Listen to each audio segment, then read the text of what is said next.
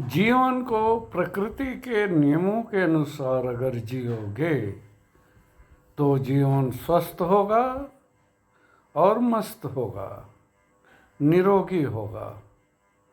और अगर किसी दूसरे को नीचा दिखाओगे और खुद को अहंकार से भर लोगे, तुम बोलोगे ये सही है कि वो सही है, और आपस में ही तालमेल नहीं बैठा पाओगे, ना अपने परिवार के साथ, ना अपने दोस्तों के साथ, ना जिसके साथ आप काम करते हो, तो ये केवल आपकी मिसअंडरस्टैंडिंग होगी, गलतफहमी होगी।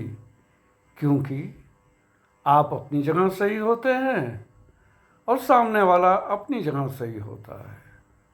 कमल कीचड़ में खिलता है, लेकिन उसके फूल कीचड़ से गंदे कभी नहीं होते।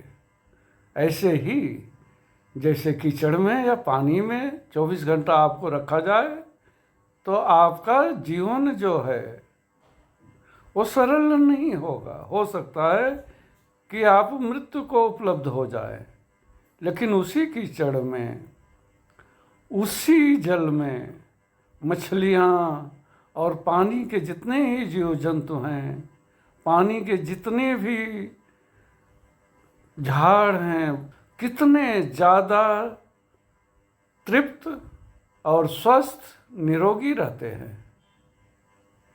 जीवन में मैं जो सोच रहा हूँ वही सही हो, ये तो नहीं हो सकता। हमारी अपनी सोच है, सामने वाले की अपनी सोच है। एक कहानी है, कहते हैं अच्छी सीख बुरों को देना, खुद के सर पर आफत लेना। बचपन में एक कहानी पढ़ी थी कि एक बार बहुत बारिश हो रही थी और एक झाड़ पे पंछी अपने बच्चों के साथ घोंसले में बैठे हुए थे। वहीं पर बंदर थे जो बारिश से भीग रहे थे, बिजली चमक रही थी, बादल गरज रहे थे।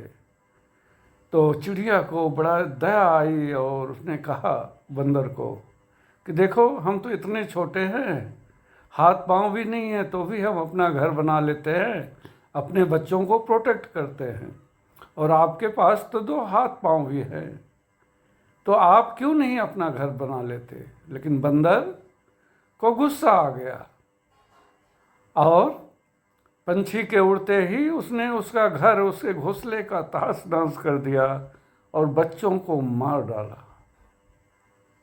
तो सलाह उसी को दो जहां आपका भरोसा हो कि सामने वाला आपकी सलाह को अपने जीवन में लागू करेगा, आपकी सलाह को वो समझेगा, उसको अपने जीवन का हिस्सा बनाएगा। व्यर्थ में यहाँ वहाँ से न सलाह लो न सलाह दो। जीवन प्रकृति के नियमों के अनुसार जियो, और प्रकृति के अनुसार जीवन जीने के लिए आपका प्रकृति में मौन में रहकर प्रकृति को समझना, प्रकृति को देखना, प्रकृति के साथ जीना उतना ही ज़रूरी है जितना ज़रूरी कि जीवन जीने के लिए आपका श्वास लेना होता है, आपका नाचना, हंसना, गाना होता है। प्रेम और करुणा से खुद को ओत प्रोत करना रहता है।